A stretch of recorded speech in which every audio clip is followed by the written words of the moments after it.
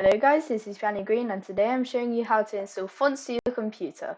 So basically we go to fonts.google.com and then you can search for whatever font you want, like Montserrat, which is a font I really like. So you can click this, you press download family, and then we wait for it, and then we press download, then we wait for it to finish installing, then we click on this.